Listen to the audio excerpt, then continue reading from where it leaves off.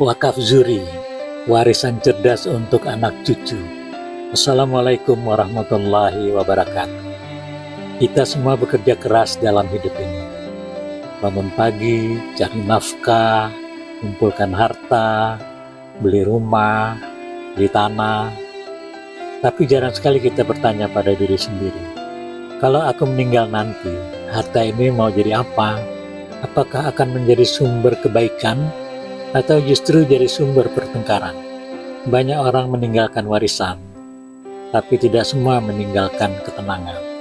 Padahal dalam Islam, ada satu cara meninggalkan harta yang bukan hanya bermanfaat di dunia, tapi juga mengalir pahalanya sampai akhirat. Namanya wakaf zuri. Apa itu wakaf zuri? Wakaf zuri adalah wakaf yang manfaatnya diperuntukkan bagi keluarga atau keturunan pewakaf. Artinya begini, hanya tidak boleh dijual, tidak boleh diwariskan, tidak boleh diperebutkan, tapi manfaatnya boleh dinikmati oleh anak cucu. Inilah bedanya wakaf dengan warisan. Kalau warisan, harta dibagi dan bisa habis. Kalau wakaf, harta ditahan, manfaatnya yang dibagikan. Para ulama menyebut wakaf zuri juga sebagai wakaf ahli atau wakaf keluarga. Dan ini dibolehkan dalam Islam, sebagaimana dijelaskan dalam kitab-kitab fikih klasik. Dasar syariat wakaf zuri.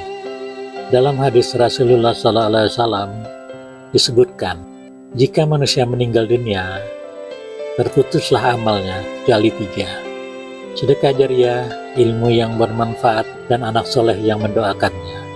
Hadis riwayat Muslim. Para ulama sepakat bahwa wakaf termasuk sedekah jariah.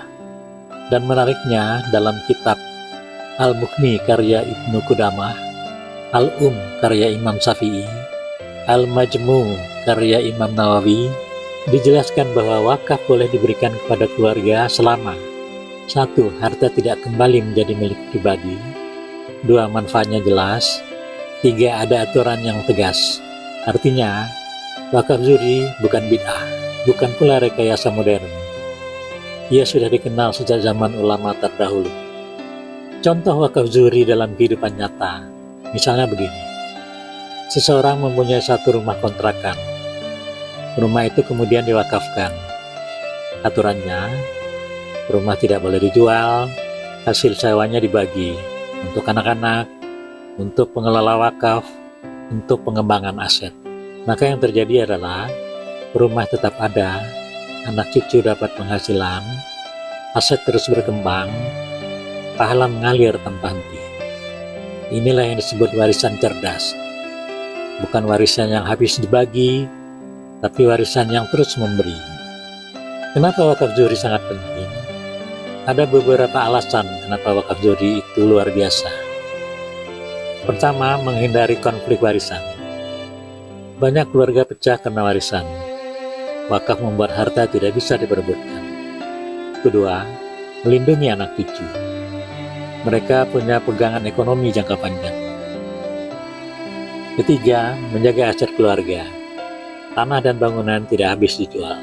Keempat, pahala terus mengalir walaupun pewakaf sudah wafat. Kelima, mendidik generasi tentang amanah. Bahwa harta bukan hanya untuk dinikmati, tapi dijaga. Kesalahan yang sering terjadi dalam wakaf. Banyak orang berniat wakaf tapi salah dalam pelaksanaannya. Kesalahan yang sering terjadi, tidak ada ikrar tertulis, tidak ada nazir, tidak ada pembagian yang jelas, tidak dicatat secara hukum, tidak ada dana perawatan. Akibatnya, wakaf jadi terbengkalai, bahkan diperebutkan. Padahal wakaf seharusnya menjadi sumber keberkahan, bukan sumber masalah. Wakaf zuri menurut hukum Indonesia. Di Indonesia, wakaf zuri diakui secara hukum. Diatur dalam Undang-Undang Nomor 41 Tahun 2004 tentang Wakaf, Peraturan Pemerintah Nomor 42 Tahun 2006, Pedoman Badan Wakaf Indonesia. Wakaf harus dibuat ikrar wakaf, dicatat oleh PPAIW atau KUA, memiliki nazir, dicatat secara resmi.